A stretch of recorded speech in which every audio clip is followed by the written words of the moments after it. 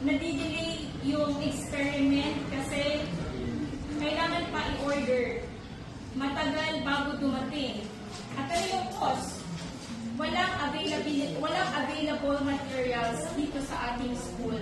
It's more on yung mga students ang gumagastos para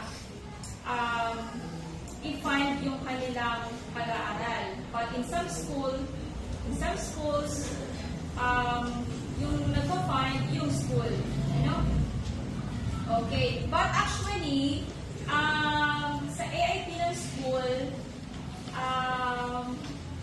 nagkaroon na ng allocation para sa research. Kaso lang, may mga pinagkakagastusan yung sa research na hindi na nailista doon sa AIP.